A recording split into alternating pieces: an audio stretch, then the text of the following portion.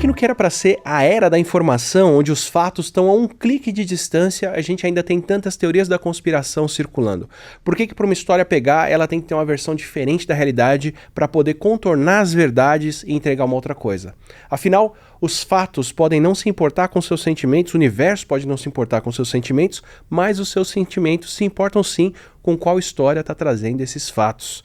E o que isso tem a ver com a individualização das pessoas via redes sociais? É uma discussão complexa, cheia de assuntos emaranhados, que para trazer aqui no Não Ficção, onde a gente fala de ciência do dia a dia com especialistas, a gente traz o Paulo De Muro, que é doutor em semiótica pela Universidade de Bolonha, na Itália, em semiótica e linguística geral pela Universidade de São Paulo e é professor do programa de pós-graduação em linguística da Universidade Mackenzie e pesquisador do Centro de Pesquisas Sociossemióticas da PUC de São Paulo.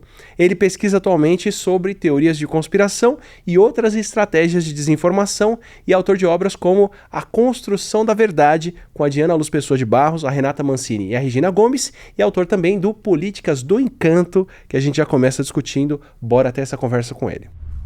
E antes de partir para a nossa conversa, esse episódio aqui do Não Ficção também tem o apoio da Insider, que é a marca de roupas funcionais que oferecem conforto e durabilidade com 12% de desconto com o nosso cupom ATILA, que somado com os descontos do site pode chegar a 35% off.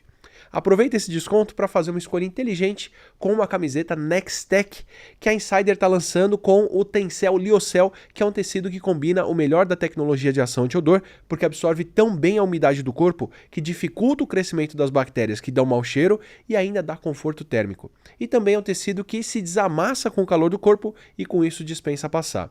E, além de tudo, vai manter as cores por bem mais lavagens, o que quer dizer que a sua camiseta dura mais e vale mais com isso. E vai por mim, a cada pote de tinta derramado, cada pé sujo de filho no colo que me faz lavar a camiseta de novo, é com isso que eu conto quando eu uso a Insider.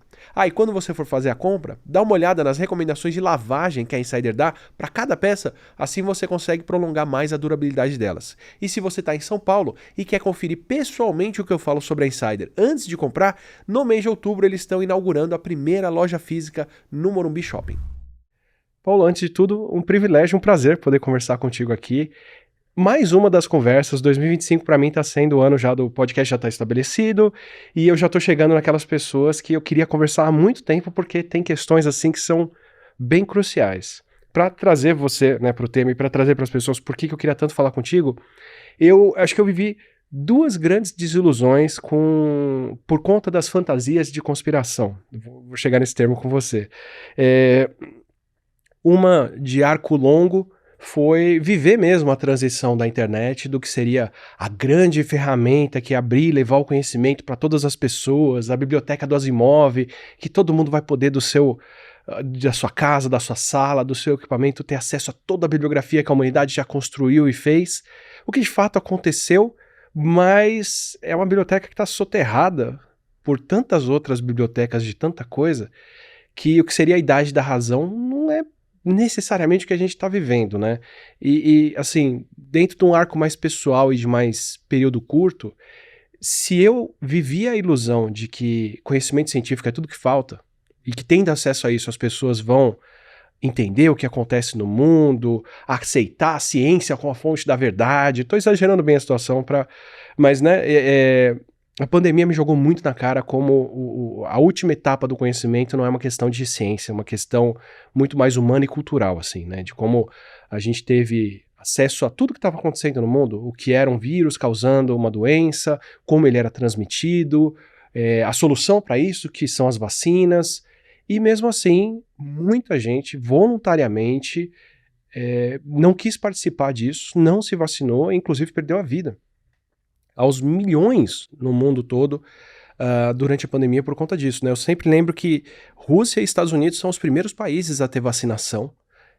Sputnik, a vacina na Rússia, Moderna e outras vacinas nos Estados Unidos, e são dois países que perderam mais de 1 milhão de pessoas durante a pandemia. A Rússia com uma população bem menor que a nossa, depois da vacina aparecer e estar disponível, porque a galera não quis se vacinar. Então, assim, não é uma questão técnica só, não é uma questão só de conhecimento científico. E até hoje, depois da pandemia, depois da compreensão, depois da gente estar aqui vivo, bem, protegido pelas vacinas, o que eu chamo de teorias da conspiração ainda persistem, ainda tem gente falando que vacina de RNA vai mudar o seu corpo, vai fazer isso e aquilo, que não foi a Covid que matou as pessoas, que era outra coisa. No Brasil agora a gente está num governo mais alinhado com questões técnico-científicas, mas os Estados Unidos estão passando agora por um ministro da saúde surreal, que não acredita nem que vírus e bactérias existem e destruindo o país. Então assim, o que era para ser a era do conhecimento racional, científico, técnico, o iluminismo vai chegar para trazer a razão para as pessoas, não é de longe o caso. Tanto aqui quanto lá, essas pessoas, particularmente anticientíficas, se promoveram, cresceram, ganharam atenção e ganharam votos na base de muitas ideias extremamente fantasiosas. Então, para começar a nossa conversa, assim, eu queria começar discutindo isso com você.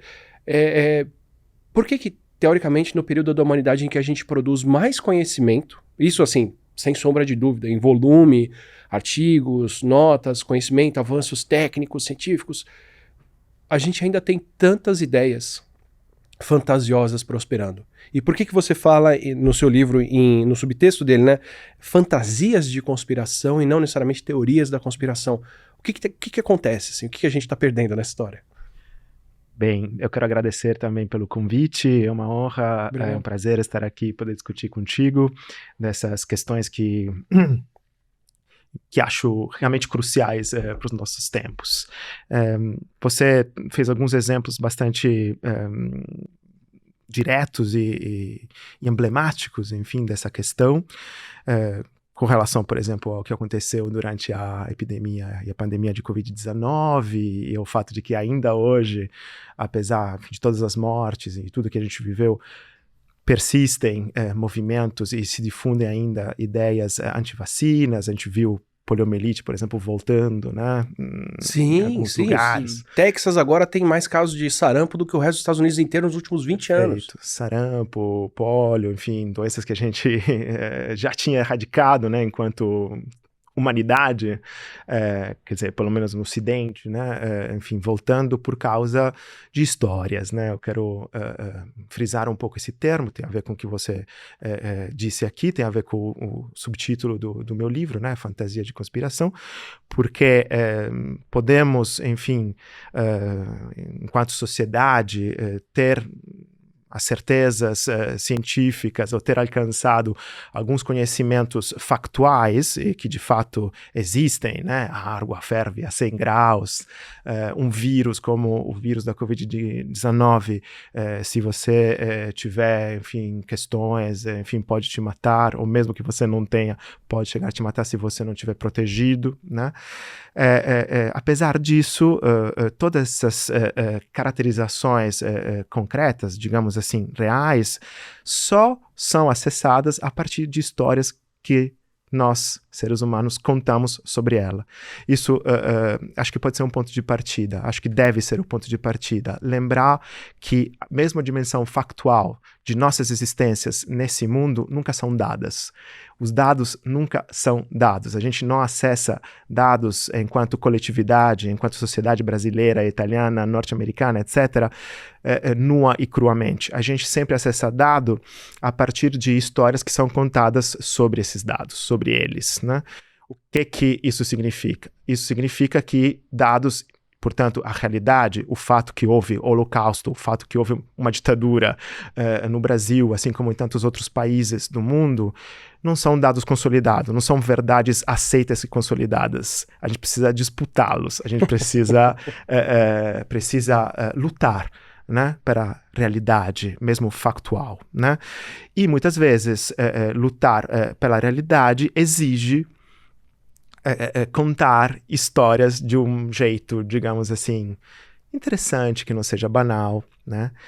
E as pessoas que acreditaram nas teorias antivacinas, né, que acreditaram que o Holocausto não existiu, ou que o 11 de setembro foi uma grande, enfim, inside job, né, como se diz, um trabalho feito pelo próprio governo dos Estados Unidos para justificar outras ações, né, no Oriente Médio, que era no Iraque, etc. depende exatamente dessa dimensão, eu chamo, enfim, fantasiosa.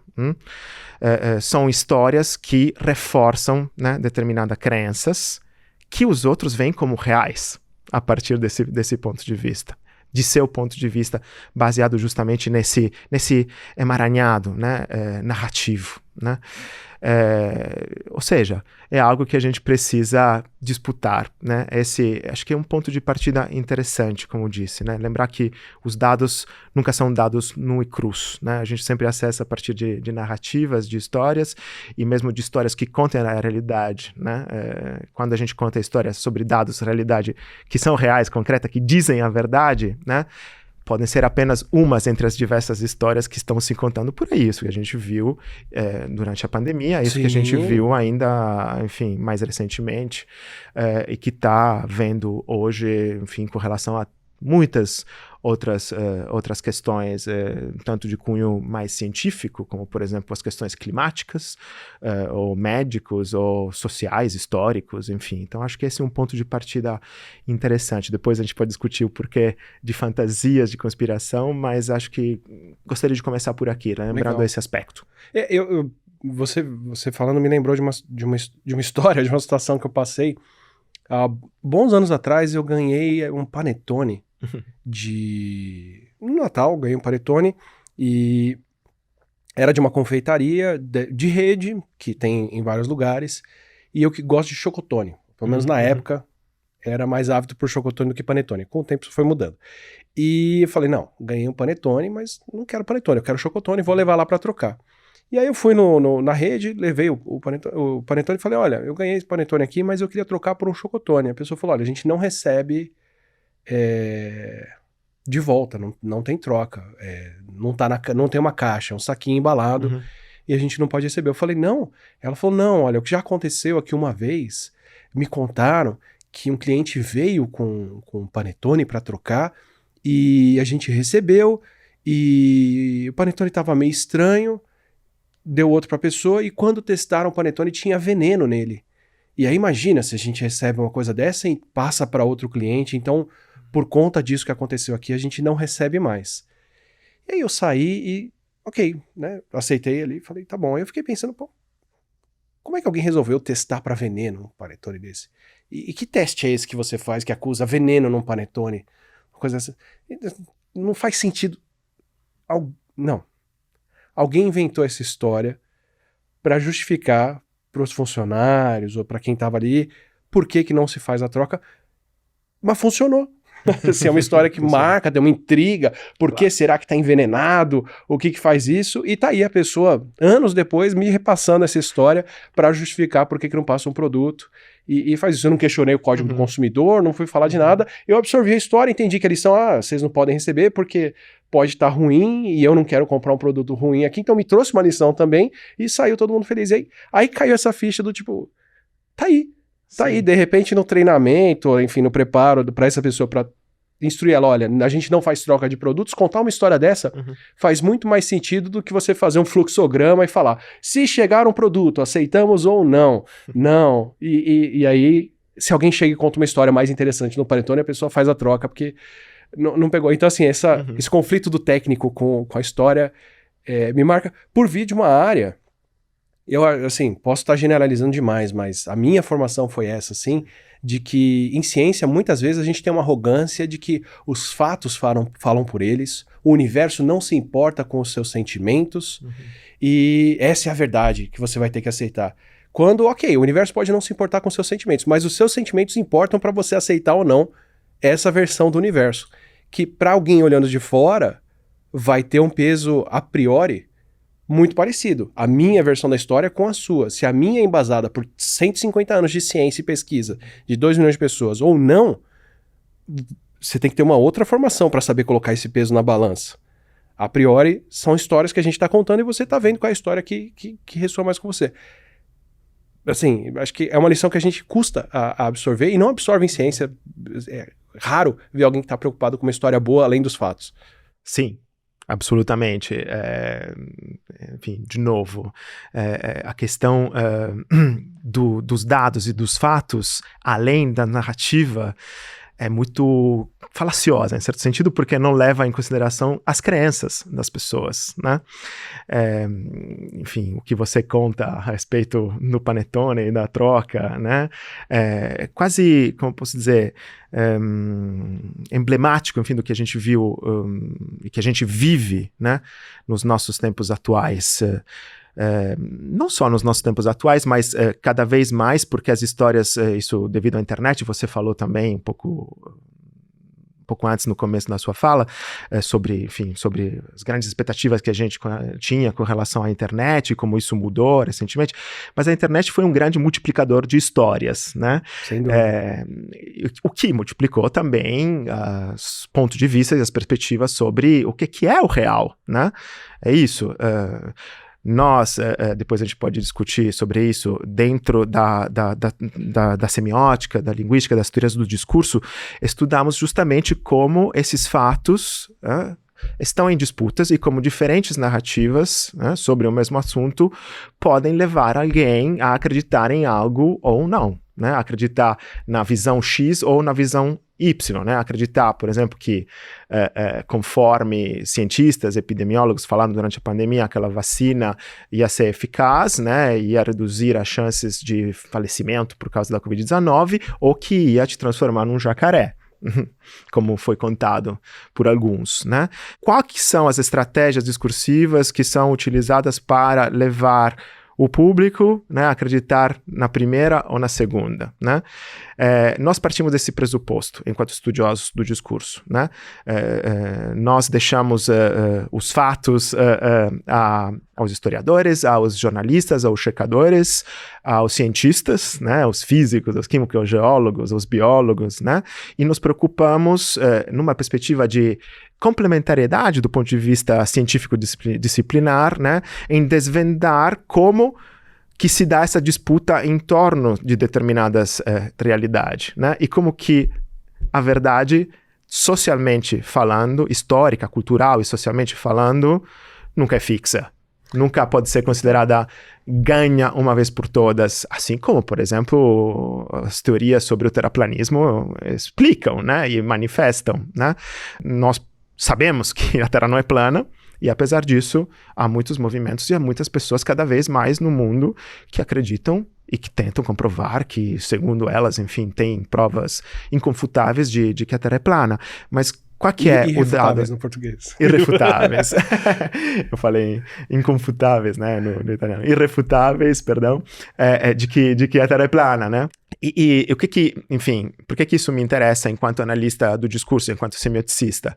Porque são histórias que estão sendo contadas para, né, ganhar, para adquirir, para conquistar e deter a verdade. Humberto Eco dizia que o poder era possuir a chave da interpretação do mundo, basicamente. Uma frase que acho que literalmente é assim: possuir a chave da interpretação, esse é o poder. Ou seja, quem detém a chave da interpretação sobre os fatos do mundo é quem tem o poder.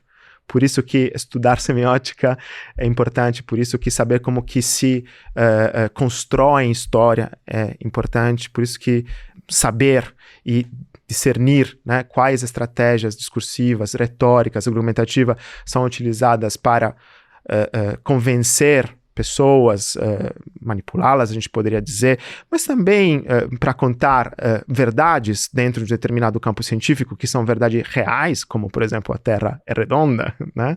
O vírus da Covid-19 existiu e foi perigoso, e ainda hoje, se você não tiver protegido, e se todo mundo em sua volta não tiver protegido, pode ser letal. Enfim, isso é importante, é uma disputa de narrativa. A gente pode, enfim, você aqui dentro de uma comunidade científica ampla, tanto no campo das ciências humanas e sociais, quanto no campo das ciências duras, estar de acordo sobre determinados assuntos, determinadas verdades, mas se depois a gente não consegue comunicar o porquê dessas verdades, por que essas verdades são tais, são reais, a gente perdeu a batalha.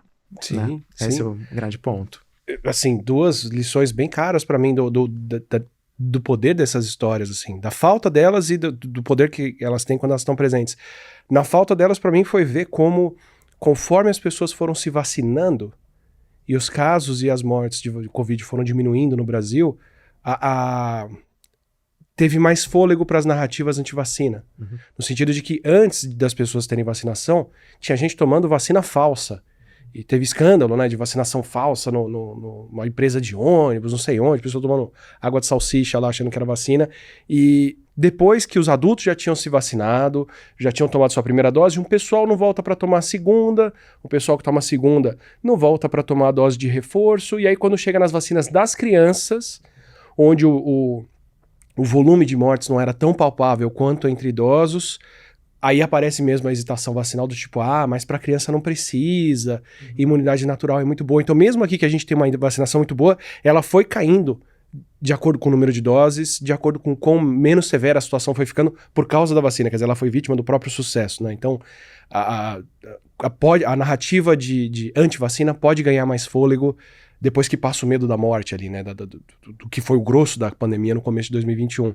E no extremo oposto, enquanto a gente grava aqui, eu tô vendo duas grandes narrativas conflitando com a realidade, uma com mais sucesso do que outra, que é ver aqui no Brasil uma galera que se elegeu na base do patriotismo, do vamos defender o Brasil acima de tudo, Deus acima de todos, tá disposta agora a entregar o Brasil e sabotar o Brasil para proteger os seus. Então, assim, jogou fora qualquer discurso aí. E era a mesma galera que falava na pandemia, tem que sair na rua, se tiver que morrer gente para manter a economia, vai morrer mesmo, porque a economia não pode parar. E agora, por causa de um ou dois, falam, não, tem que parar a economia sim, e tem que dar anistia aqui.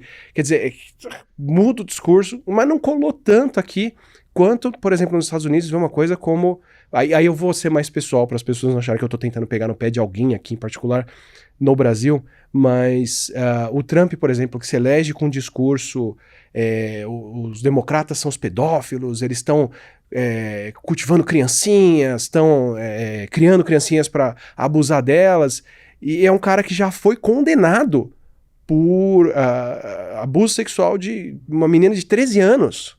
E tá assim agora tentando de todo jeito desviar a atenção das pessoas do assunto com narrativa. Então assim, o cara consegue se eleger com um discurso anti-pedofilia, sendo ele condenado por pedofilia, e tá tentando de todo jeito manter a narrativa distante disso. Quer dizer, fatos não estão entrando na equação aí mesmo. Então são as histórias que emplacam ou não do que protege a coisa, né? Sim, sem dúvida, né? Voltamos ao mesmo ponto de antes, né? É muito relevante o modo como você conta a história que você quer contar sobre a realidade que você quer contar. Mas, enfim, fazendo um pouco a ponte com o cenário político contemporâneo, tanto brasileiro quanto norte-americano que você trouxe aqui, eu acho que tem algumas questões, né, que tem um pouco a ver com a primeira parte da nossa conversa que a gente pode aprofundar um pouco. A primeira é relativa, né, ao modo como o conspiracionismo, né, seja no âmbito médico, seja no âmbito político, seja no âmbito, enfim, social, de maneira geral, atravessou e continua atravessando hoje, pelo menos de maneira mais intensa, a partir da segunda década, do começo da segunda década do novo milênio, né, graças em particular à explosão das redes sociais, que multiplicaram, como disse, perspectivas, mas histórias também de cunho complotista, fantasioso, né, sobre o mundo, né, sobre a nossa vida nesse mundo aqui muito concreto dentro o qual a gente pisa, né, no qual a gente pisa os nossos pés, né, e se tornou capaz, né, de influenciar escolhas, enfim, políticas ou mesmo de estilo de vida, né, que foram capazes de mudar atitudes que a gente considerava enraizadas, como, por exemplo, aquelas da vacinação, né, em países ocidentais como o Brasil, que teve históricos, né, de vacinações sempre muito, como dizer, invejável, né, comparado com outros países, tanto da Europa quanto dos Estados Unidos, né.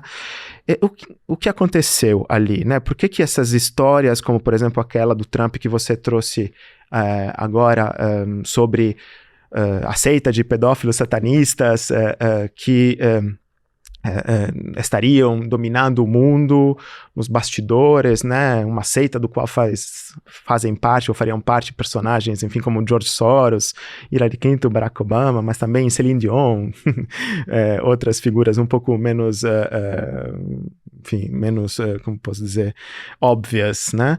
Por que essas histórias pegaram, né? Porque muitas pessoas que foram convencidas, por que as pessoas acreditaram aqui nas fraudes eleitorais, por exemplo, porque o discurso de cunho conspiracionista sobre as fraudes eleitorais foi utilizado para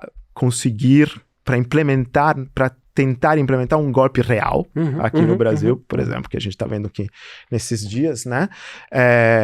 Esse é um fato curioso, uma parêntese, né? Que muitas vezes os conspiradores reais são aqueles que usam as histórias conspiracionistas falsas, né?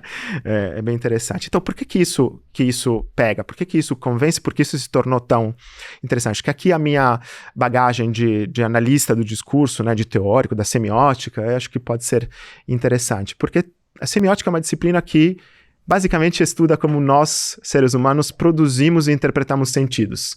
E, dito de outro modo, a maneira como nós contamos histórias. Tá. Né? A estrutura dessas histórias, que tipo de figuras eu mobilizo nessas histórias, né? Que tipo de estruturas argumentativas, que tipo de metáforas que eu utilizo, por que essas metáforas têm mais ou menos sucesso, né? São mais ou menos eficazes, né? Dito muito banalmente, é isso. É uma teoria do senso comum, de como se dá linguística, figura, plasticamente, o senso comum. Por que para contradizer o Átila na pandemia, eu não vou falar que ele está falando números errados, eu vou falar que ele é um comunista tentando promover a ditadura do fica em casa. Exatamente. Essa é mais uma história que oculta os dados, aqueles dados que você apresentava, por exemplo, durante a pandemia, e cria uma interpretação, voltando ao que eu disse antes, né? Possuir a chave da interpretação, este é o poder. Então, quando você tem esse frame, quando você tem esse quadro interpretativo, pouco importa que o que você está dizendo seja falso ou verdadeiro, importa que você é um comunista, portanto vai falar aquilo a partir de um viés específico, e pouco importa que você possa, inclusive, sendo ou não comunista, desconstruir esse viés para trazer dados objetivos, enfim. Também, a imparcialidade na ciência é algo que a gente precisava debater, né? Enfim, tem todo um discurso hoje em dia bem interessante sobre a própria ciência, né? Dentro do campo das ciências mais sociais, sobre como a ciência também, às vezes, pode ser carregada também de determinadas visões de mundo, né? Isso é um pouco controverso, né? Porque, por outro lado, agora, enfim, não quero ser taxado de negacionismo, pelo contrário, tô mostrando mais uma vez como mesmo a ciência é um campo de disputas de crença, no fundo, né? E acho que um dado que a gente precisa lembrar. Mas voltando à questão semiótica, por que essas histórias pegam, né? Bem, elas, em primeiro lugar, funcionam de maneira muito simples do ponto de vista narrativo, né? Toda a teoria de conspiração, depois eu explico por que fantasia. Tô atrasando essa explicação, mas é bom um pouco de suspense, né? São muito simples do ponto de vista narrativo. Tem sempre o bem contra o mal, que diz respeito aos valores profundos dessas histórias. Tem sempre o povo pelo lado do bem, né, oprimido contra algumas elites opressoras, né? Não por acaso o conspiracionismo foi muito utilizado pelos populistas de extrema direita, Trump, Bolsonaro, Matteo Salvini na Itália, Marine Le Pen, Orbán e muitos outros, né? Milei, mais recentemente na Argentina, né? Então essas histórias têm uma estrutura muito simples, né? Como muitos falaram, elas oferecem uma resposta simples a questões bastante complexas, como, por exemplo, a precariedade do trabalho, né? Que a gente sabe depende de fatores inúmeros, né? Que tem a ver com o sistema econômico, político, social dentro do qual a gente vive, que é capitalismo, né? E o neoliberalismo que se implantou em determinadas sociedades ocidentais, inclusive no Brasil, e que produziu desigualdade, que produziu precariedade em todas as esferas do trabalho, muito diferente do que alguns estados, alguns lugares, enfim, acontecia no pós-guerra, né, onde a vida, principalmente trabalhista, era muito mais sólida, né? Não que fosse extremamente, mas comparado ao mercado de trabalho atual, onde vale o sabe-se quem puder, né? Cada um empreendedor de si mesmo, como a direita neoliberal, enfim, promove, né? Era um pouquinho mais, como dizer, seguro, garantido. Então, enfim, você tem uma estrutura narrativa muito simples, que oferece essa resposta, em primeiro lugar. E oferece uma resposta a exigências que são reais, né? A precariedade, a dificuldade da vida, a desigualdade social, né? O fato de que as pessoas não conseguem chegar no fim do mês, né? Essas são, enfim, questões muito reais. E chegamos aqui num ponto, que é o segundo ponto, toda fantasia, teoria de conspiração, se funda em núcleos de verdade. O que são os núcleos de verdade? Esses núcleos de verdade são esses dados concretos que eu mencionei aqui, por exemplo. É real que nós vivemos em um mundo, nas sociedades ocidentais, que promove desigualdade, que promove precariedade trabalhista, né? Que promove um individualismo exacerbado, o sabe-se quem puder, né? Isso, o empreendedorismo de si mesmo, como muitos autores falaram recentemente, tem que ser lido um pouco nessa chave um pouquinho mais ampla, e são, como dizer, questões, problemas hiper concretos, hiper reais. É verdade, inclusive, que existem, como você mesmo mencionou, casos de abusos infantis, existe pedofilia, existem famosos que participam de seitas como, por exemplo, Scientology, o Tom Cruise, que é exatamente o que diz QAnon. A gente não chegou a mencionar o nome, né? Mas é a teoria que diz que existiria uma seita, né? Ou uma, em particular, seita de pedófilos satanistas liderado por figuras como Soros, Hillary Clinton e Barack Obama, que controlariam o Estado profundo, Deep State, e que Trump teria sido eleito já desde 2016 para dar o golpe derradeiro para essas elites, né? E finalmente acabar com esse poder oculto, né? Enfim, é real. O exemplo do Tom Cruise é um, né? Existem famosos que, como Celine Dion, como outros, que fazem parte de seitas, que têm, enfim, uma participação um pouco ambígua em determinadas camadas da sociedade, em determinadas esferas, organizações que a gente não sabe muito bem. Então, não foi o presidente ou a esposa do presidente, o filho do presidente, a filha do presidente da Coreia do Sul, que estava envolvida numa seita das 7 luas e num monte de outras coisas também. Sim, agora eu não lembro exatamente desse caso específico, mas... Alguma coisa na pandemia, eu lembro que estourou, assim, que parte do que estava transmitindo a Covid lá era uma seita religiosa que estava fazendo encontros, e aí envolvia até a família do presidente, pessoas ao redor. Então, assim, tem grupos religiosos bastante embrenhados no... Exato. Ou seja, é verdade que a gente vive num mundo onde o 1% da população, os super ricos, detém 90%, enfim, agora, claro, não sei se é 90% exatamente, mas, enfim, a grande maioria da riqueza deste mundo. Isso é real. Procurem o episódio das famílias tradicionais brasileiras, que até hoje controlam a economia brasileira direta e indiretamente. Assim. Exato. Esses são os núcleos de verdade. E em cima desses núcleos de verdade, o conspiracionismo, o discurso complotista, né, constrói histórias fantasiosas, né, que contam que essas elites são formadas por followers do Antônio Gramsci, por marxistas culturais de diversas origens geográficas, por uma internacional comunista que estaria dominando o mundo de maneira oculta, então as pessoas não sabem. Ou seja, né, promovendo uma determinada visão política e tentando, voltando ao que a gente conversou no começo, disputar o discurso, disputar as crenças, fazer com que suas visões de mundo, suas visões político-religiosas, etc., se exponham, né, dentro do campo do debate, da opinião pública e do social de modo geral, né, mais amplo. Então esses são os núcleos de verdade. E a partir dali o conspiracionismo tece tramas muito mais complexas que dão respostas simples a questões muito, muito graves e que afetam de fato a vida cotidiana das pessoas, principalmente das pessoas pobres, né, de classe baixa, que são a que mais sofrem, né, com isso, e que, portanto, têm demandas que são devidas, né, que precisam de uma resposta político-concreta para essas questões, mas ao mesmo tempo fazem mais. E aí acho que é um pouco a tese que eu tenho defendido, né, essa das respostas simples às questões complexas.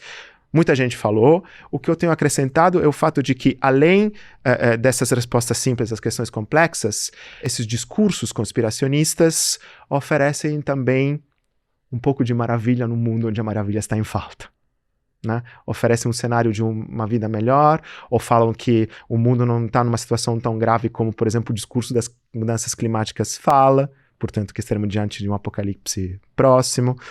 Oferecem um pouco de esperança, né? E oferecem engajamento. Oferecem engajamento às pessoas que passam a acreditar nessas fantasias, e por isso fantasias, né? Tem um autor italiano que eu cito muito no meu livro, o Wunmi, que é parte do coletivo de escritores Wunmi, que diz, é dele o termo fantasia de conspiração, que o termo teoria é ainda muito racional, né?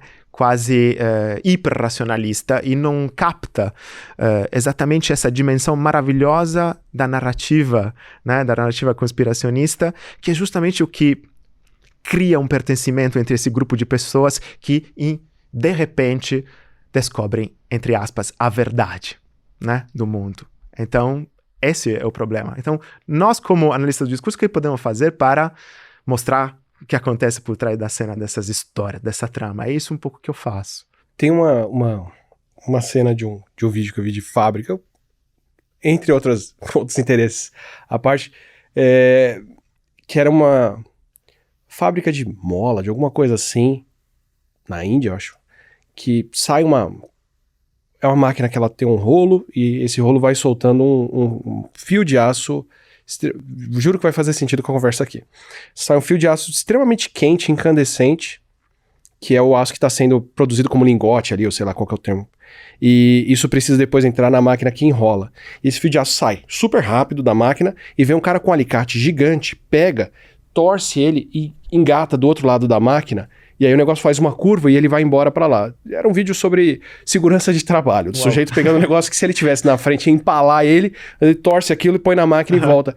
E conversando com a Rosana Pinheiro, essa foi a imagem que veio na minha cabeça quando ela começou a falar sobre a esperança do empreendedorismo, que é você ter um problema quente, incandescente vindo, que é ninguém tem condição mais de sustentar uma vida de classe média com um salário mínimo, ter uma moradia, ter isso e ter aquilo, no mundo como um todo, não só no Brasil. Então você tem esse problema vindo e de repente alguém torce esse problema como uma história que é falar, não, mas o problema não é o seu emprego, não é o seu salário, é porque você ainda não se desapegou da CLT, não virou uma empreendedora de si mesmo, e se você investir o seu tempo e o seu conhecimento e trabalhar para a internet, em rede social, fazendo marketing digital, você vai transformar isso em prosperidade, vai ser uma pessoa rica.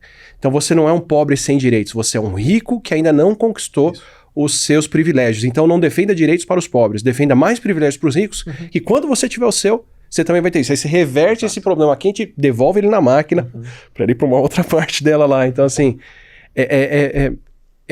me marca muito isso, como isso tem essa capacidade de exacerbar o problema, né? Quer dizer, a gente está vivendo conflitos de problemas climáticos, problemas econômicos, problemas de falta de recursos, poluição, uma série de outras coisas, e você começa a ter fantasias cada vez mais elaboradas e complexas que vão torcer esse problema e devolver ele e só exacerbar.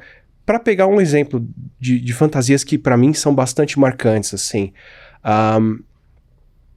tem desde as fantasias climáticas do tipo, não, a gente vai fazer geoengenharia e vai absorver todo o gás carbônico que a humanidade está emitindo, então você não precisa mudar nada do seu padrão de consumo, de emissão de gás de efeito estufa, que essa nova geoengenharia do futuro vai resolver todos os problemas de hoje, então segue fazendo o que você quer fazer, não cobra ninguém para mudar o que está acontecendo, porque isso vai ser bom, até coisas como inteligência artificial, para pegar o último problema da questão, né? A galera que trabalha com inteligência artificial, grandes modelos de linguagem e outras coisas, que são as pessoas hoje mais ricas da história da humanidade. Você pegar alguém como Elon Musk, como o próprio Bill Gates, ou o pessoal da Oracle, os maiores bilionários prestes a se tornarem trilionários dos Estados Unidos, né, em dólares, que acreditam numa versão de que, não sei se todos eles, mas o discurso é esse de que a humanidade caminha para uma era de prosperidade tão grande que se a gente tiver inteligência artificial, a gente vai poder fazer inteligências artificiais e humanos artificiais que serão felizes em quantidades insanas, que não tem problema alguns bilhões sofrerem hoje, se a gente puder construir uma simulação de universo tão complexa com inteligência artificial que trilhões serão felizes lá dentro. Sim. Quer dizer, tipo, esquece todo esse problema ao seu redor, não pense no que você devia fazer com o seu dinheiro pagando imposto para tirar as pessoas da miséria, e pensa que se você reinvestir esse seu dinheiro aqui dentro, você vai fazer humanos virtuais felizes no futuro, que vão ser muito mais felizes, e o balanço de felicidade da humanidade vai ser muito maior lá. Então, assim, é maluco, mas tem que ter essa questão da fantasia, né? De vender um que você vai fazer uma coisa ruim agora, mas no futuro ela vai ser muito melhor. Sim. Eu acho que tem diversos aspectos interessantes na tua fala, Átila. Quero ressaltar dois, né? Que acho que fazem sentido com relação ao que a gente estava discutindo antes. O primeiro é a estrutura linguística, né?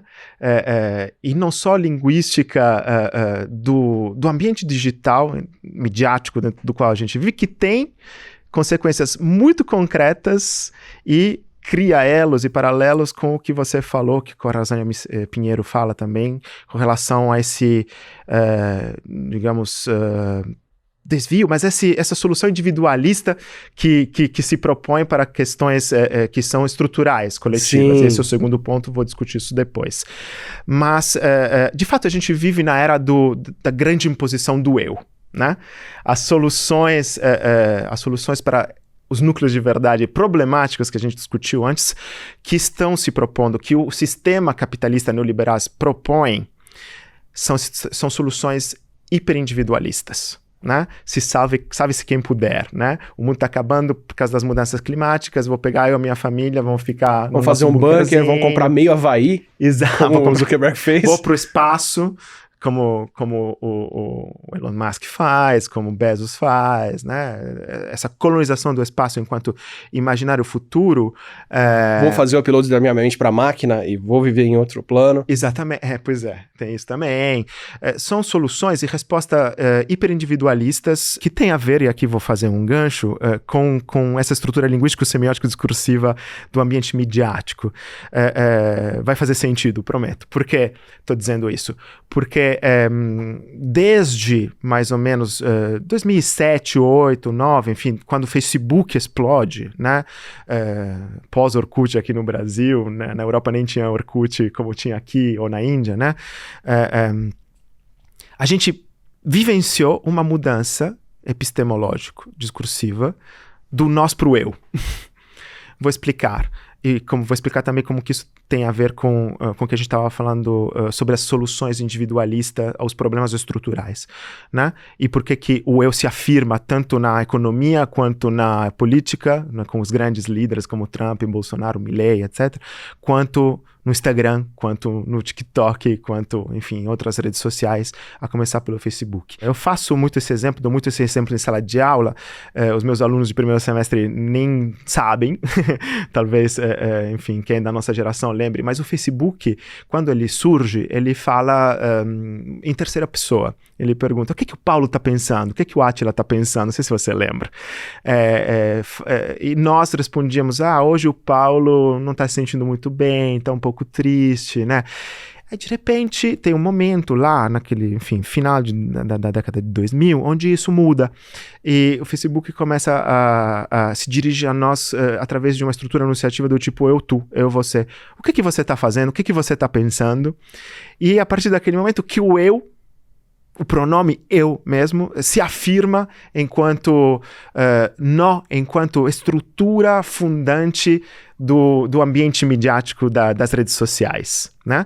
Esse eu depois se torna, passa a ser manifestado não apenas linguisticamente quanto figurativamente, visualmente, por exemplo, a partir do smartphone, né? Hoje todo mundo faz selfie, vídeo selfie, os influenciadores falam com o celular na mão quando estão na rua, ou, enfim, falam olhando para a câmera e, enfim, falando com as pessoas que estão ali, tentando convencê-las a comprarem um determinado produto ou acreditar na história que elas estão contando, né? E se afirma, portanto, a partir de diversas esferas de linguagem, né? Visual, linguístico, enfim, tantas outras, né? Sonoro também, né? Um predomínio do eu, né? E por isso que eu acho que até experiências coletivas, tipo ir num show, viraram experiências individuais com o celularzinho apontado e a pessoa olhando pro show a partir do celular dela e não ela pro palco. Exato, é um ótimo exemplo esse, né? A gente tá mais preocupado em filmar a nossa experiência, se filmar assistindo aquele show do que assistir ao show, né? Esse é um quadro, uma figura, uma cena bastante emblemática dessa afirmação do eu, que para mim é linguístico-semiótica, né? Ou seja, a gente teve essa afirmação, as redes são o território do eu, mas não porque, enfim, tem o perfil do Paulo, do Átila, etc., porque a estrutura linguístico-semiótica favorece o eu, né? Em diversos planos, em diversas linguagens, verbal, visual, etc., né?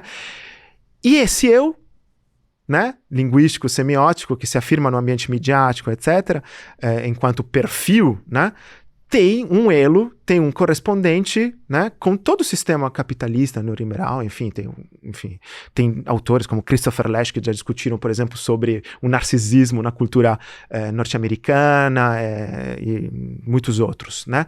Mas fazer essa ponte entre o discurso, um pouco, digamos, a cifra da nossa conversa hoje e a cifra do meu trabalho, né? Eu sempre falo a partir do meu lugar de fala enquanto cientista semiótico, né?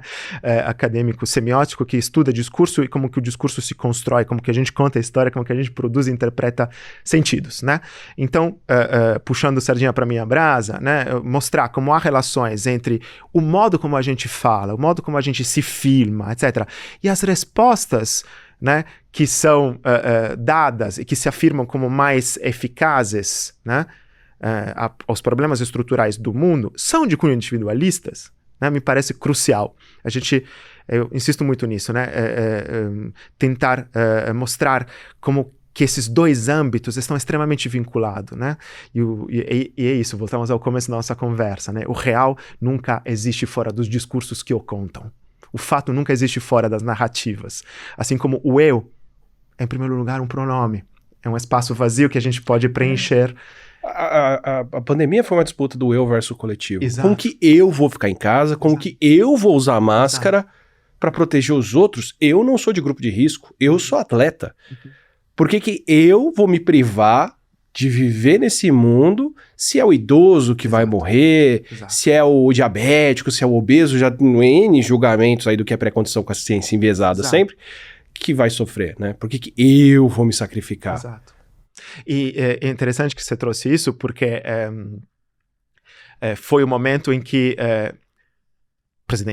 o ex-presidente Bolsonaro disse isso, o presidente naquela época, disse, entre tantas outras coisas, eu peguei a Covid, para mim foi uma gripezinha, não me fez nada, portanto não vai fazer nada para ninguém. Esse é um processo, um recurso, uma estratégia retórica das mais antigas, na retórica clássica chama a generalização indevida, quando a verdade do eu se torna a verdade de todos. Ou a verdade válida para todos. É isso. Eu tive Covid, fiquei bem, não foi nada demais, portanto, você Átila ou você pai, avó, etc., também vai passar pelo mesmo. Não se preocupe. E eu vi uma solução individual quase colar ali, que teria levado a gente para um outro rumo, que era deputados, senadores e outros ali que têm envolvimento com empresas de saúde, falando, não, o sistema público não dá conta de distribuir vacina rápido, não é eficaz, as vacinas não chegaram ainda, a gente vai liberar uma vacina privada por R$400 ou coisa assim, que vai estar nas farmácias e vocês vão poder tomar, e aí você resolve o seu problema. Exato. Por muito pouco, assim, se as empresas se as produtoras de vacina tivessem dispostas a vender para entidades particulares e não só para governos federais em larga escala e tudo, se elas tivessem um pouquinho menos de necessidade de volume para vender, era uma solução que, assim, desarmava a bomba da vacina tão rápido, a necessidade coletiva de vacina, que, né, se quem tem privilégio pudesse ir lá na farmácia, pagasse pela sua dose e fazer, que é o que está acontecendo agora com a vacina da Covid fora do sistema da OMS, que recomenda só para idosos e outros grupos assim, acabava a necessidade e não tinha aquela revolta inteira do Brasil pressionando um presidente contra a vacina, um presidente anti-vacina para se vacinar, né? Se tivesse a saída do eu ali, a gente estava num outro cenário, que foi o que aconteceu nos Estados Unidos e em outros lugares, assim. Sim, é isso. Isso que nos leva ao segundo ponto, e tem a ver com as fantasias de conspiração, que oferecem-se essas respostas simples, questões muito complexas, mas ao mesmo tempo são narrativas, como eu posso defini-la, não sei se existe termo em português, diversionistas, no sentido de que elas... feitas para distrair. Feitas para distrair, de fato. Distrair do quê? Dos reais problemas, mais do que dos reais problemas, das reais causas dos problemas, das reais causas daqueles núcleos de verdade que a gente comentou inicialmente, né? Enfim, nós vivemos num mundo desigual e precário, onde a nossa vida cotidiana é cada vez mais difícil, né? Onde as mudanças climáticas estão acabando com as nossas cidades, com os nossos campos, etc., etc. Mas isso se deve à atuação daquela elite, né, que está ali nos bastidores comandando o mundo, globalistas. É o HAARP trazendo enchente para Porto Alegre, né? E não a comporta que não estava fechada. E a causa anterior de climática. Né? Exato. Então, diversionistas nesse sentido, porque elas distraem dos reais problemas, né? E das reais causas nos problemas, fazem não enxergar esses reais pressupostos, né? O que está por trás dos problemas cotidianos que a gente vive hoje, que se devem principalmente ao o sistema político-econômico neoliberal capitalista que tomou um rumo tão, à deriva que, como as mudanças climáticas mostram, pode acabar em breve com o planeta. É isso. Né? E voltamos um pouco ao começo, porque os fatos não são ouvidos. Fatos não são ouvidos porque precisamos de outras histórias para disputar. A gente entulha eles de histórias, né? Sim, mas é isso, a gente precisa de outras histórias. E você faz isso, nosso trabalho também é um trabalho de divulgador, de comunicador de ciência também, né? Então precisamos de outra maneira de contar a verdade. Ainda para amarrar o que você está nos trazendo, antes de partir para lições disso, você está me dando vários elementos para parar de falar um pouco da pandemia, que particularmente é uma coisa que me marcou demais, e trazer para temas mais recentes. Na conversa com o Felipe Campante aqui, que é um economista, a gente estava falando sobre como as tarifas que o Trump está impondo pesam muito mais para os Estados Unidos do que para os outros países, no fim das contas. Para dar um exemplo que de lá para cá desenrolou. Ele vai lá e fala, olha, eu vou tarifar em 50% dos produtos brasileiros, o que inclui o aço, que eles usam lá, vou tarifar o Japão em 15%, e aí o que isso fez com a indústria, pelo menos enquanto eu falo isso aqui, tá, gente? Pode ser que tenha mudado quando você está assistindo, mas nesse momento, o que aconteceu com a indústria americana de automobilística, que é uma coisa que eu vira e mexe falo aqui no canal. Uma empresa japonesa, a Toyota, que produz o carro no Japão e exporta isso para os Estados Unidos, esse carro vai ser tarifado em 15%. Então vai ficar mais caro, 15%, para comprarem, sei lá, um Corolla nos Estados Unidos. Vão comprar um carro americano, um carro feito nos Estados Unidos, um Ford. Tá bom. A Ford, para fazer um carro nos Estados Unidos, precisa do aço que vem do Brasil, precisa de partes que vêm de outros países, e esses produtos estão tarifados em 50%. Então os insumos da Ford aumentaram muito mais do que 15% para a Toyota. E o resultado é que um Ford, eles estão mudando que produtos que vão ser tarifados, como é que vão ser tarifados. Mas quando ele anunciou 50% de tarifa para o Brasil, isso quer dizer que um carro feito nos Estados Unidos ia ficar 50% mais caro. E mais caro e mais inviável do que um carro feito no Japão importado, também tarifado. Então assim, de qualquer maneira, quem sai perdendo é quem tenta comprar um carro lá, que vai pagar muito mais caro agora. A discussão com o Felipe era essa, como a vida está ficando mais cara lá. Mas ele falou uma coisa que para mim marcou bastante, que é: ficar mais caro não quer dizer que as pessoas vão entender o que tornou isso mais caro. Não quer dizer que na hora de votar, por exemplo, de cobrar alguém, as pessoas vão entender que esses produtos estão mais caros por causa dessas tarifas. Porque a maneira como essa história é contada lá, fala outra coisa. E assim, tô pegando o exemplo dos Estados Unidos, tá, gente? De carro, coisa assim, só para pegar uma coisa impessoal, para não discutir, por exemplo, como a imprensa retrata aqui no Brasil instabilidade financeira, economia, por que toda a predição de crescimento econômico esteve errada nos últimos anos para menos, e o Brasil cresceu mais, ou teve menos inflação do que estavam falando que ia ter, para não pegar coisas que são mais caras pra gente aqui no Brasil. Mas, no fim, independente dos fatos, vira uma disputa de narrativas. De como as pessoas... Que narrativa que vai contar para as pessoas por que as coisas estão mais caras ou mais baratas. E o quanto elas vão aceitar isso ou não doer no bolso delas. Ao mesmo tempo, para várias outras coisas, incluindo isso, você tem que ter um controle de onde essas narrativas estão saindo e como elas estão sendo contadas. E a gente vê no mundo inteiro as pessoas se informando muito mais em redes sociais. Você, né, vem diagnosticando isso ao longo da conversa toda aqui. E logo atrás do Trump, na posse dele, estava ali o dono do Facebook, o dono do Twitter. Eles estão forçando a compra do TikTok por uma empresa americana, para o TikTok poder continuar nos Estados Unidos. Então, pelo menos nos Estados Unidos, o TikTok vai ser uma empresa americana também, controlada por alguém que está lá dentro. WhatsApp e Instagram são do Zuckerberg, que estava ali atrás também. Então, assim, bem ou mal, 5, tinha o Sundar Pichai da Alphabet também lá, que é Google, YouTube e outras coisas. Então, assim, bem ou mal, das 10, das 5 maiores redes sociais do mundo, todas, direto ou indiretamente, estavam presentes na posse do Trump ali. E ele e o vice-presidente dele estão promovendo a liberdade de expressão nessas redes sociais em todos os países. Tipo, não regulem elas. Né? O vice-presidente vai na Europa e fala, ó, se vocês restringirem alguma coisa nas nossas redes sociais, não tem mais OTAN, não tem militares para você, cuidem da sua defesa aí, porque quem quer a nossa presença militar com a Rússia aí na porta não vai poder regular a rede social. E o Trump depois vai lá e fala aqui pro Brasil, olha, estou tarifando vocês em 50% por causa do meu amigo aí que tá sendo preso, mas também porque vocês estão regulando redes sociais e o judiciário de vocês está interferindo na nossa liberdade de expressão nas Big Tech. Então, quer dizer, vira um plano de governo direto, explícito,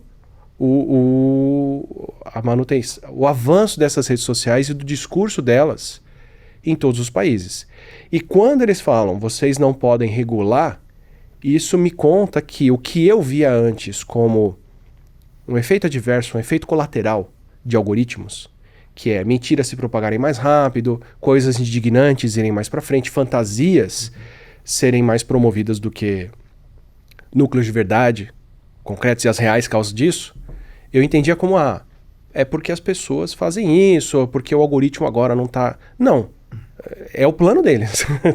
Contam com isso, dependem disso. Então, a polarização, ou enfim, as loucuras, as teorias da conspiração que vêm com redes sociais, são parte integral do desenho de como elas estão sendo usadas agora e precisam ser mantidas.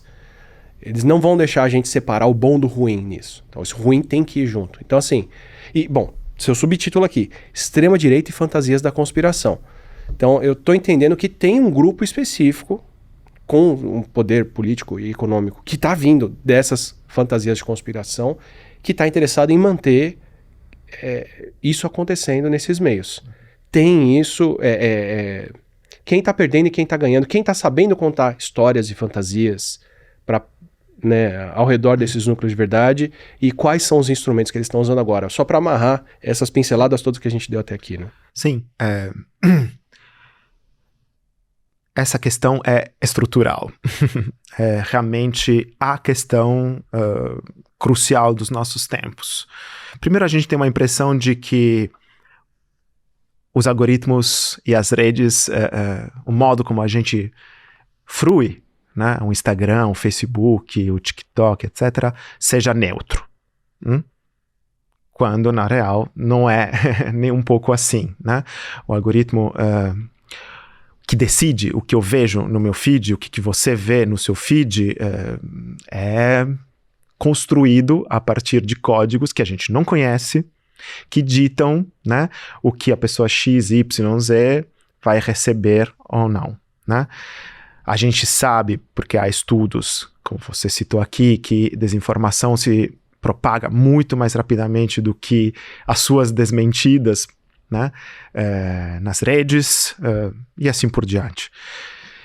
Então, como fazer com que fatos reais ou histórias narrativas que disputam e que divulgam o real, concreto real, né, como a Terra é redonda, ou temos que tomar vacinas, porque vacinas são eficazes para prevenir doenças como o sarampo, a poliomielite ou a Covid-19, se alastrem e se difundam mais, né?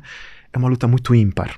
É uma luta muito ímpar justamente porque há esse alinhamento cada vez mais explícito, que se tornou explícito durante a posse do Trump, até visualmente, porque as pessoas que você mencionou, o Zuckerberg, o Elon Musk, teve até uma participação muito mais concreta do que os outros, do Bezos, do com direito à saudação romana e tudo. Com direito né? à saudação romana e com direito a... Não, foi apenas um braço levantado, inclusive. Isso é curioso, esse é um fato bastante emblemático, né, de como... Enfim, uma pessoa como Elon Musk pode levantar um braço, fazer uma saudação romana e dizer, não foi isso. Sim, foi isso. Não foi um sig-heil. Exato, mas é um fato que mostra, um evento que mostra muito bem como você pode distorcer qualquer realidade, como a realidade, mesmo as mais consolidadas, como a esfericidade da Terra, não são dadas, não são garantidas uma vez por todas. Mas voltando ao que a gente estava dizendo antes, né? Quando esse alinhamento se torna explícito e menos mascarado, já existia, mas com a eleição do Trump se torna absolutamente, enfim, evidente, né? O jogo se faz ainda mais duro. Muito mais duros. A Meta acaba com o programa de checagem de fato, passa a um sistema de notas de comunidade muito próximo àquele do X, insistindo num discurso aqui importante também, né, de desmentir ou de desvendar, muito mais colaborativo, participativo, mais de fachada, que no fundo permite, e há estudos recentes sobre isso no campo da comunicação, da computação, etc., de pessoas que mostram como estudiosos que estão mostrando como as notas de comunidade, enfim, não estão servindo para combater a desinformação tanto quanto os outros sistemas de checagem de fato financiados pela Meta, que acabaram. Se você não concorda com isso, vai ver quantos tweets do Musk com mentiras claras tem nota de comunidade? Nenhum. Exato. Ele é o máximo exemplo, né, disso. Mas as notas de comunidade têm essa fachada, digamos assim, de combate mais eficaz, né, do ponto de vista do discurso oficial do X, do Meta, etc. Mas que na prática não, é uma máscara, né? Uma máscara que serve para... desenvolver de maneira ainda mais oculta, né, o que eles vêm fazendo há muito tempo, que é a promoção de determinadas estruturas de poder e negócio que definem também o modo como nós nos informamos e o modo como nós produzimos reações políticas, eleitorais, né, a esse tipo de notícias e de feed, né, vamos dizer, imagens, de posts, etc., que nós recebemos no nosso dia a dia, né, e os estudos dizem, né, o pessoal de adolescentes até 30 anos não se informa mais pela mídia tradicional, seja impressa, televisiva, se informa pelo TikTok, nem o Google, né, as buscas são feitas diretamente pelo TikTok, diretamente pelo Instagram. Ou geradas pelo ChatGPT agora. Isso, perfeito. Que é o grande contador de histórias, Exato. No sentido de ter sido alimentado com todas elas. Exato. E refinado para contar uma história para você, que vai fazer você ficar preso nele por mais tempo e mais propenso a acreditar no que ele for programado para que você acredite, né? Exato. essa é uma grande premissa, no sentido de que, quero reforçar, é uma luta realmente ímpar. David contra Golias. Nós não sabemos como funciona o algoritmo, não sabemos que tipo de código, é tudo oculto, né? E há experimentações cotidianas, enfim, às vezes a gente percebe que alguma coisa mudou no feed do Instagram, que tem mais ou menos anúncios, que a estrutura visual mudou, que o formato mudou, etc. Mas isso é a ponta do iceberg, porque há experimentos cotidianos sobre reformulação do algoritmo que servem para alimentar o negócio das plataformas, né? As plataformas são empresas que visam lucro, né? A gente precisa lembrar disso e abraçaram a política e embarcaram todas no governo Trump porque o Trump quer e fez questão de garantir lucro para essas empresas, né, em conjunto, né, em atuação conjunta com elas, porque elas também oferecem poder político, né?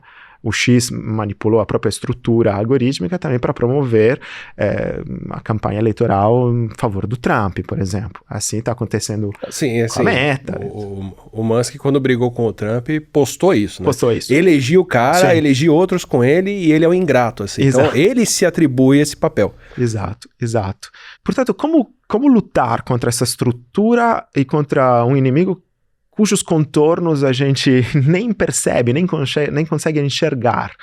E com um inimigo que é, ao mesmo tempo, o nosso melhor amigo, porque nos acompanha cotidianamente, né?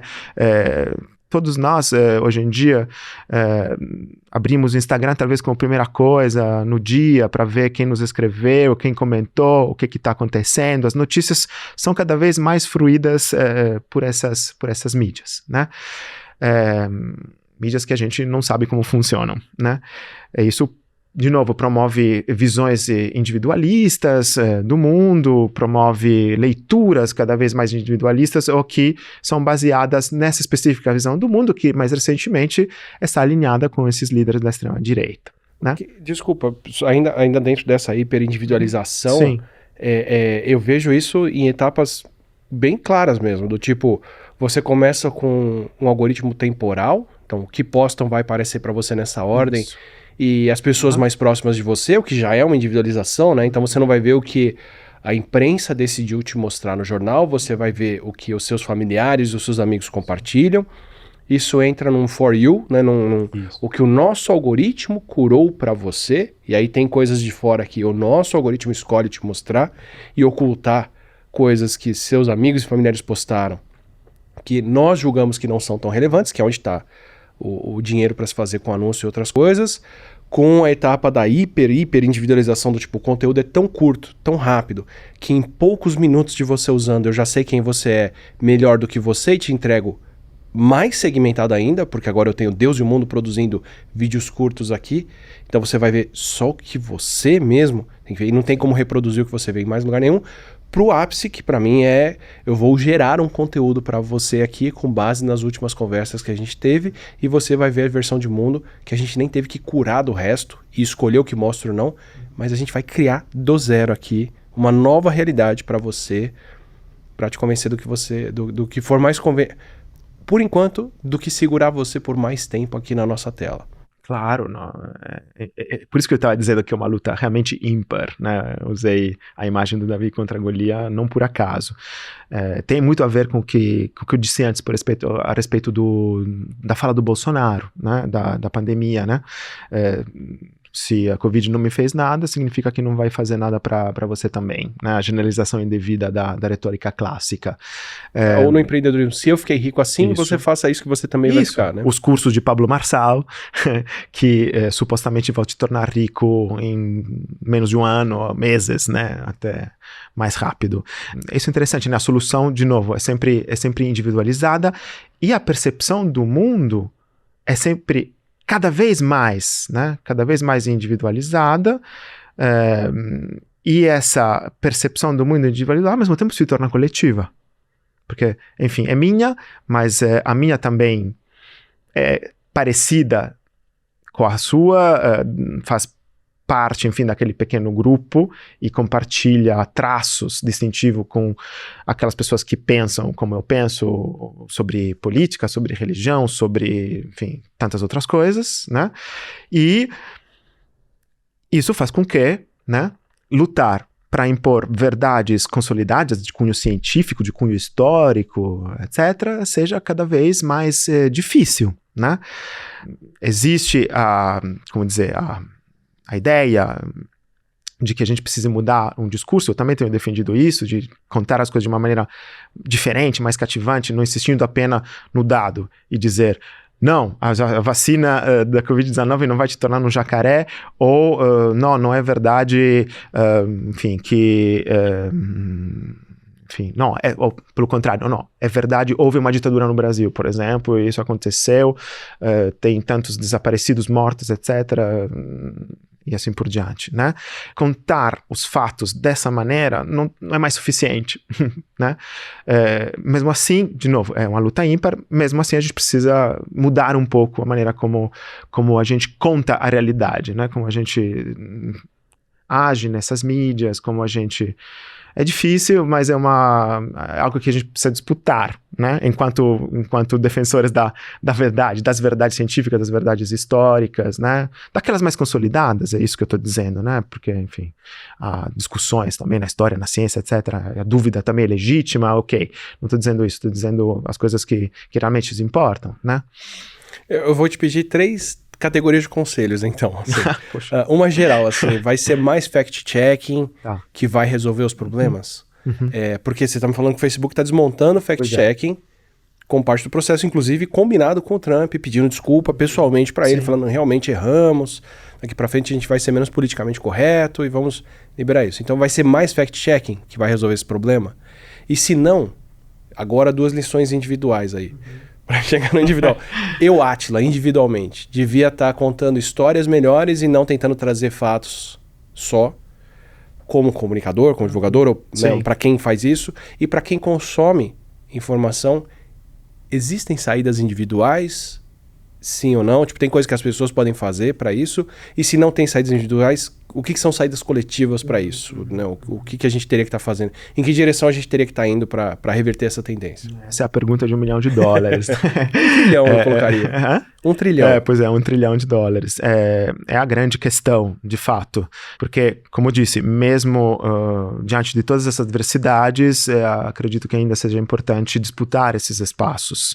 E há comunicadores que fazem isso, né? Tanto no campo da divulgação científica, como você já começou a fazer durante a pandemia, quanto outros em outras áreas, né? No jornalismo, nas ciências humanas e sociais e assim por diante.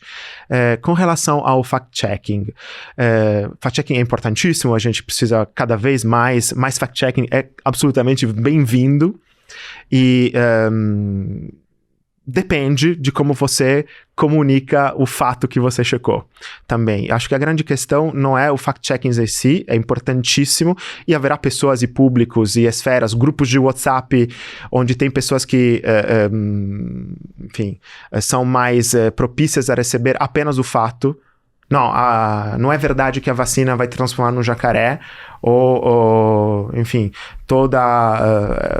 enfim, essa coisa que o Trump falou a respeito de tarifas, etc., é muito ruim para a economia, inclusive dos Estados Unidos, como você mostrou a partir do exemplo da Ford, né? Mas depois as pessoas não vão lembrar. E, dependendo do grupo de WhatsApp que elas estão, né? E haverá outros grupos onde apenas a comunicação do fato ou da desmentida da forma como eu falei aqui, apenas narrar o fato, dizer é falso que, não vai ser eficaz, né? Pelo contrário, pode ser até contraprodutivo, né? Porque você dizer é falso que a vacina vai te transformar num jacaré, ou é falso que... lembro da primeira notícia desmentida pelo governo Lula, um projeto de, enfim, combate à fake news, que tem um site, acho que foi em 2023 mesmo, enfim, o título era o seguinte, acho que vacinas contra a Covid não causam mal súbito, né? É isso. Em alguns casos, em algum grupo de WhatsApp, algum público específico, isso pode até funcionar, é importante, mas em outros não. Por quê? Aí tem uma questão realmente semântico-semiótico, discursiva. Quando você diz falso que vacinas contra a Covid causam mal súbito, né? Primeiro, o que fica ainda na cabeça é o mal súbito. Né? E as vacinas? E as vacinas. E a relação entre as vacinas e o mal. Dizer falso que é uma postura negacionista, do ponto de vista semântico, não do ponto de vista científico. Sim. Desculpa, eu consigo ver isso com meu filho. Ele fala que ele vai brincar lá com o Lego, ele faz o caminhãozinho de bombeiro, ele fala que o bombeiro põe fogo e depois ele apaga o fogo, porque para ele bombeiro e fogo estão juntos ali. Então ele ainda não fez a ponte do 4 anos. Ele ainda não fez a ponte do tipo, não, é uma solução. Os dois vêm juntos. Tem gente que se me vê hoje na TV dando entrevista no jornal, vai ter mal-estar, assim, tipo, eu sou o cara da Covid pra aquela pessoa, né? O cara que agora o chopp das pessoas trazendo fatos. Então, assim, às vezes o carteiro leva a bronca e é mal visto por causa da carta que trouxe, né? Claro, absolutamente. Aliás, a relação com a pedagogia infantil é muito interessante, porque com as fake news, com a desmentida nua e crua, como essa que eu disse, é falso que, né? Acontece muitas vezes o que acontece com as crianças. Quando você diz para uma criança, não faz isso, ela vai fazer exatamente aquilo que você quer que ela não faça, né? O que você tem que fazer para que a criança não faça aquilo que você quer fazer? Mudar de assunto. Ou, em vez de construir aquela sentença linguisticamente, de um ponto de vista negativo, a partir de uma negação, é falso que, ou não é verdade que, né? Ou não pense nisso, ou não faça isso, né? Transformá-la numa afirmação. Não numa negação, mas numa afirmação. Eu sempre digo que muitos acadêmicos, muitos, inclusive políticos, comunicadores que se interessaram, enfim, em disputar o debate público, como, por exemplo, o site do governo que eu mencionei agora, tem sofrido recentemente de negacionismo semântico. Não de negacionismo. Eles, por outro lado, enfim, tem o negacionismo científico, do outro lado tem o negacionismo semântico. A gente não conseguiu muito transformar negações em afirmações, né? E me parece fundamental. De novo, voltando ao exemplo das crianças, né? Não brinca com o dedo na tomada, né? Eu não vou chegar na minha filha e dizer, não põe o dedo na tomada, porque ela vai pôr o dedo na tomada, principalmente se for pequena, 3, 4 anos, etc. Eu vou falar uma coisa diferente. Vamos brincar de bola? Né? Ou seja, né? Tô mudando de assunto, né? Ou contando uma história, né? Olha, uma vez eu tinha sua idade, eu pus o dedo ali, fez um dodói assim. Pois é. E aí por isso a gente não faz aquilo. Exato. E é isso que as agências de checagem brasileiras têm feito recentemente. Agências como Lupa, Os Fatos, têm programas fantásticos de comunicação da checagem, né? No TikTok, enfim, outras redes, no Instagram, inclusive com a ajuda de, em certos casos, de influenciadores, figuras ativas nas redes sociais, que são muito mais cativantes do ponto de vista da contação da história, né? Que são muito mais eficazes, né? Justamente porque tentam conversar com públicos, principalmente jovem, né? Que está mais atento e vive dentro dessas linguagens. Que se você chegar e dizer é falso que isso, aquilo, não vai te escutar. Não vai ficar na cabeça. Você precisa construir um discurso de uma outra maneira, né? É isso, transformar. Essa é uma questão semiótica que pode ser banal para quem está no campo, mas não é. Transformar as negações em afirmações é fundamental. Isso o George Lakoff, que é um grande linguista, sempre disse. Ele tem um livro que chama Don't Think of an Elephant, não pense no elefante. Se você disser uma pessoa não pense no elefante, a primeira coisa que a pessoa vai pensar é o elefante. Então, se você disser vacina não causa um mal súbito, o que fica é o mal súbito, no fundo, né? Por que você não diz vacinas são eficazes 90%, sei lá, enfim, 100% eficazes contra essa doença, por exemplo? Isso é transformar a negação em afirmação, que é o que o plebiscito chileno de 88 fez, né? As pessoas precisavam votar não para depor o Pinochet, né? E fizeram daquele não um sim. do ponto de vista semiótico mesmo. Eles construíram um símbolo que era um arco-íris, eles fizeram uma campanha extremamente feliz, positiva, né, alegre, que não mostrava os horrores que todo mundo já sabia, estava cansado de saber, né, de novo, né, chegar com água no chope, né, vai ser um horror se Pinochet continuar na ditadura, etc. E mostrar o que poderia ser, em termos de felicidade futura, a vida sem uma ditadura. Ou seja, transformaram aquele não num si a vida. Não ficaram perdendo tempo mostrando os horrores, os tanques, enfim, todas as atrocidades que a ditadura do Pinochet cometeu, né? Eles venceram aquela campanha construindo um cenário de vida futura que foi mais eficaz do ponto de vista da construção da crença. É isso, é a transformação de uma negação numa afirmação. Exatamente. Então esse é algo que dá para fazer, mesmo nessa luta ímpar, né? Porque tem sido feito de maneira mais recentemente, os vídeos dos gatinhos do gov.br no Instagram que explicam com os gatinhos, memes, etc., como que funciona, por exemplo, a isenção do imposto de renda, né, para quem ganha até R$5.000, ou o tarifácio, a guerra tarifária do Trump contra o Brasil, né, agem segundo essa lógica, né, de uma contação de história que é própria daquele ambiente mediático, que é mais cativante e que não diz apenas, não é verdade, enfim, o que o Nicolas Ferreira disse a respeito do Pix, né? Porque se você disser assim de novo, enfim, você acaba sendo o que os debunkers, de modo geral, aqueles que dizem, por exemplo, que desmontam as fantasias de conspiração, etc., acabam parecendo, voltando a um termo que é utilizado pelo autor que eu citei antes, o Wu Ming-un, acabam sendo furadores de bexiga numa festa de criança. Sim, é a síndrome, é você que coloca água no chope, como você disse. Enfim, como eu disse, essas fantasias de conspiração são eficazes justamente porque são fantasias. Justamente porque elas trazem um envolvimento que é típico das histórias, que não é próprio de um discurso nu e cru, do tipo é falso o quê? Ou do tipo as coisas estão assim assado, né? Mantém esse engajamento justamente porque elas são construídas dessa maneira, cativante, e inclusive permitem ao público que as frui de desenvolver seus próprios roteiros, né? Quando, enfim, o Bolsonaro perdeu a eleição em 22, as pessoas foram às ruas até chegar em Brasília em 8 de janeiro de 23, né?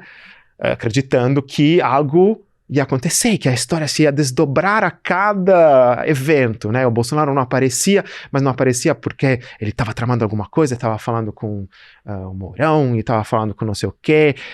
Não, depois chegou a ordem contrária e daqui a pouco chegou a notícia de que o Alexandre de Moraes tinha sido preso. Enfim, a história se desdobrava. E quem desdobrava essa história eram os próprios fruidores dessa história, que estavam envolvidos nela, né? Ou seja, é um pouco como as fanfics, né? Aquela narrativa de fã que as pessoas desdobram os roteiros iniciais da série que elas curtem e assim por diante. O pessoal comprou o bilhete da loteria e tá sonhando com o prêmio agora, isso, né? Exato. Então, enfim, quando você chega enquanto cientista e diz, não é assim, é falso, não tem, isso não existe... Não adianta tomar cloroquina, que ela não vai te proteger. Exato. A pessoa tá querendo sair na rua e fazer a vida dela. Exato, exatamente. É isso, você é um estraga-festa, você é um furador de bexiga numa festa de criança. Então, assim, a gente precisa, de maneiras outras, de contar os fatos. Ou de contar a desmentida das fake news. Que não seja essa negacionista semântica que eu acabei de dizer. Isso já está acontecendo. Muito mais do que estava acontecendo há 5 anos atrás, ou muito antes de eu terminar esse livro, até teria citado mais exemplos. Mas nos últimos anos realmente está acontecendo bastante, tem uma mudança nesse sentido.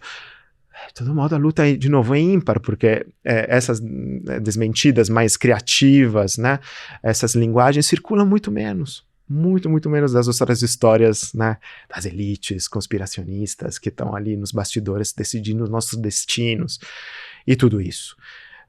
Então, assim, realmente, por isso que a gente precisa regulamentar as redes.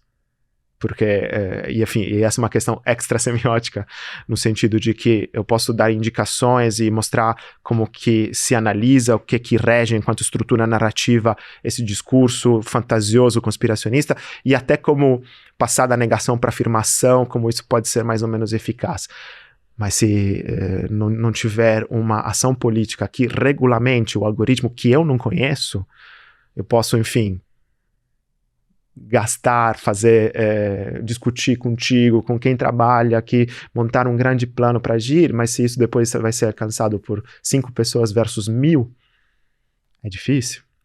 É difícil. Então a gente tem uma questão discursiva, com certeza, mas tem uma questão estrutural, econômica, política, financeira, que precisa ser enfrentada. É cada vez mais difícil porque a gente tem um governo agora nos Estados Unidos que defende, né, que promove como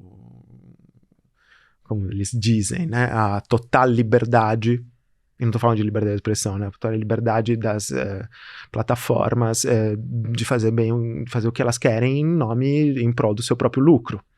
Seja, enfim, mesmo que isso implique, enfim, a destituição de verdades consolidadas como a esfericidade da Terra, ou a eficácia das vacinas. É isso.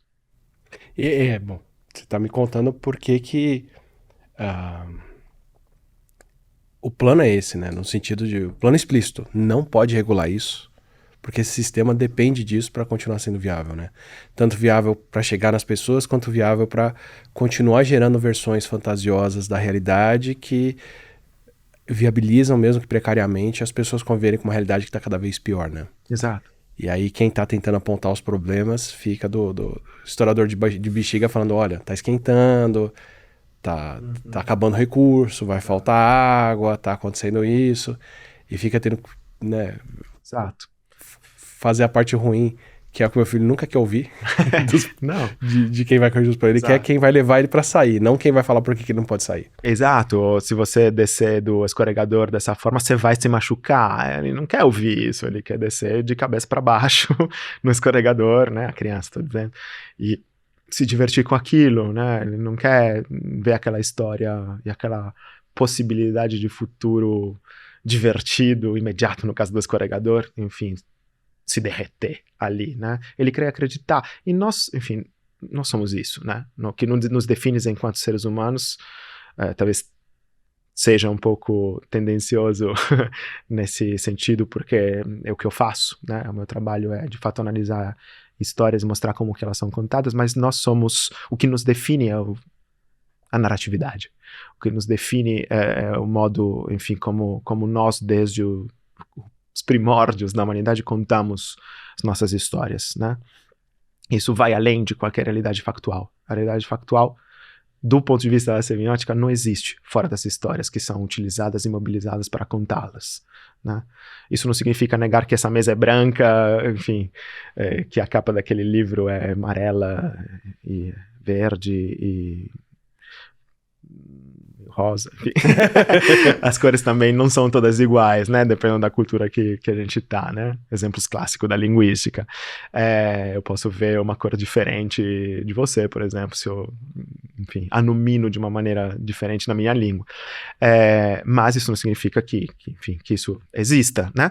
Mas abordá-la de um ponto de vista semiótico significa mostrar como as histórias são fundamentais para sua consolidação no debate público, na opinião pública, né?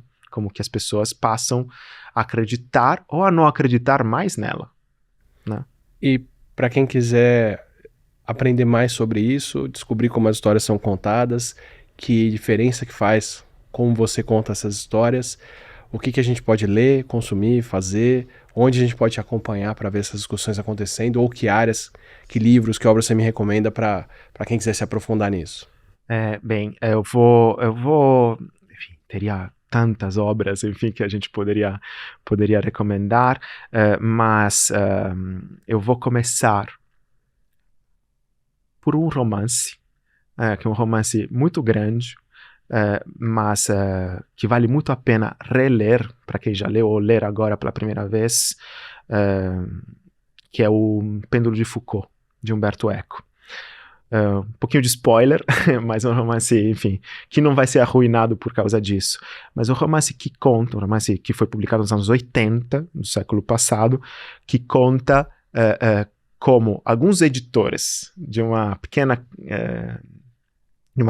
editora de Milão, na Itália, daquela época, criam uma fantasia de conspiração, e aos poucos a coisa se torna tão grande que escapa das suas mãos, né? E passa a ser acreditada, enfim, por diversas pessoas. É uma história sobre o Grau e os Templários, né? Que é um tema clássico das narrativas conspiracionistas, né? Dan Brown, etc. E o mal que isso chega a causar, né? Eles criam isso do nada, né? E a coisa foge, né? Enfim, do alcance, do controle deles inicialmente. Eles tinham um plano de publicar algumas histórias fantasiosas, conspiracionistas, para ganhar dinheiro na editora, porque eram os livros que vendiam, né? E é isso, a coisa se torna enorme e, enfim, poderosos entram em cena. Mas é isso, a história que conta, um romance que conta de como as fantasias de conspiração e a mentalidade conspiracionista pode afetar nossa cotidianidade, né? Como uma história como aquela de QAnon, por exemplo, que diz que existe essa seita de pedófilos satanistas que dominam, dirigem o Deep State, o Estado Profundo, possa chegar a eleger um presidente como Donald Trump, que fez diversos, né, que piscou o olho várias vezes para as pessoas que acreditavam em QAnon, por exemplo, né? Acenou para isso. E da parte de perder um controle da narrativa, todo o problema que a família do ex-presidente está sofrendo agora, porque o Trump pegou essa narrativa de que temos uma ditadura do STF aqui no Brasil e falou, inclusive isso justifica 50% de tarifa e vocês não poderem regular Big Techs aqui. E seguiu com a versão dele dessa história, pelo menos até enquanto a gente grava aqui, pro prejuízo de quem começou contando ela aqui, né? Sim, exato. E, enfim, eu vou citar, então, mais dois autores que não têm diretamente a ver com...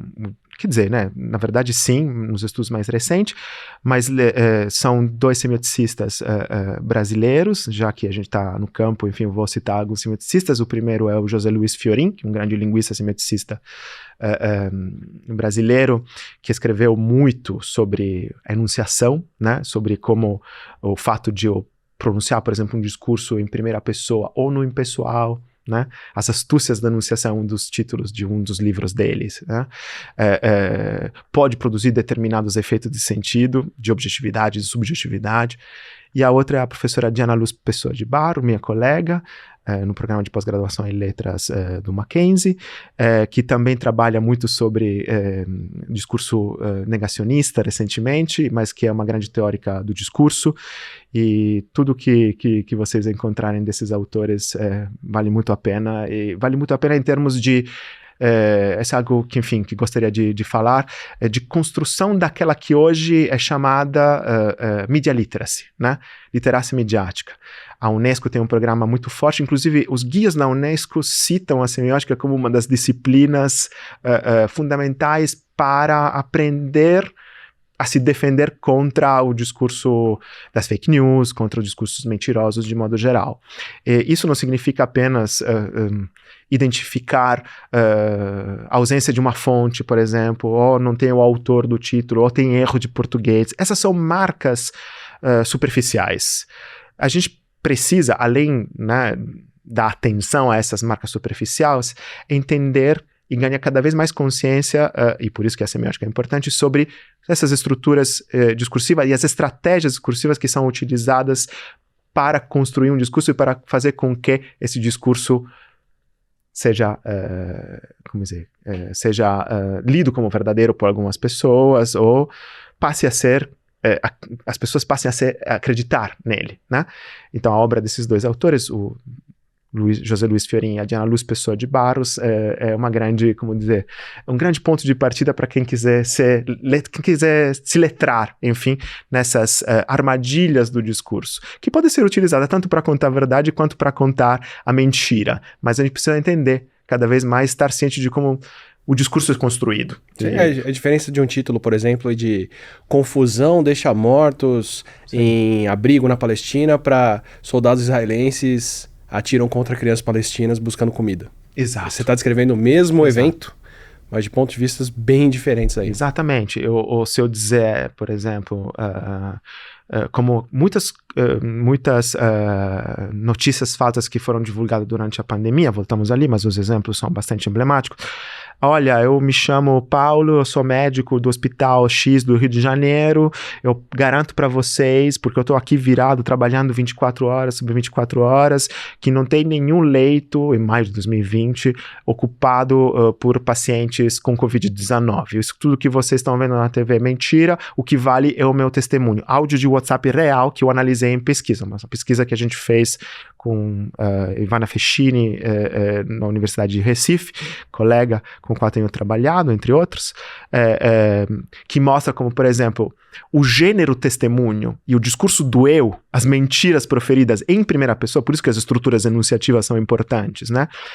Foram muito utilizadas, principalmente em áudios, né? Em áudios para proferir e divulgar fake news no WhatsApp, né? Por exemplo, né? Ou seja, de novo, voltamos àquele eu. Até as mentiras, né, se utilizam do eu e do discurso em primeira pessoa como instrumento eficaz para fazerem as pessoas acreditarem no que elas estão dizendo, né? E no discurso mentiroso. Então a gente precisa entender por que um discurso no eu em determinados campos, esferas, é mais eficaz. Ou porque às vezes o contrário, o discurso objetivo feito com base na estrutura linguística do impessoal, do tipo, estudos demonstram que a cloroquina tem a mesma eficácia ou que o chá de erva doce tem a mesma eficácia do Tamiflu, por exemplo, né? São duas maneiras opostas de você construir um enunciado, mas que visam a produção de um efeito de sentido de verdade. E podem ser lidas como verdadeiras, né?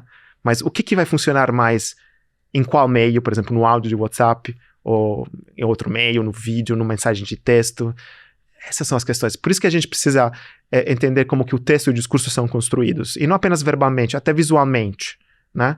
Isso que a gente estava falando das redes, né? Do visual das redes, o selfie, o olhar na câmera, todos os cenários, enfim, porque, por exemplo, aqui essa estrutura de câmeras que a gente tem para um tipo de podcast como o seu pode ser mais eficaz ou não. É isso, né? Assim, eu acho que estuda isso. Portanto, eu acho que ler esses autores que eu citei, o próprio Eco, os outros que eu citei, é fundamental esses dias. Perfeito, perfeito. Muito obrigado. Imagina, eu que agradeço. Aproveitando aqui, eu espero que você, que só tá eu e você aqui nessa conversa, nessa tela que você está olhando, tenha gostado da conversa que a gente teve aqui e procure saber mais sobre como a gente ouve essas narrativas e no que a gente acredita, porque eu tenho familiares muito próximos que só foram se informar de verdade depois que entenderam isso. Foi uma coisa que aconteceu há pouco tempo atrás com a minha família. Então eu tô falando para você aqui que se você quiser mais histórias como essa, a gente se vê no próximo Não Ficção. Só se inscrever aqui no canal para ter mais conversas íntimas aqui, eu e você, para ver isso acontecer. Obrigado. Muito bem, aprendeu.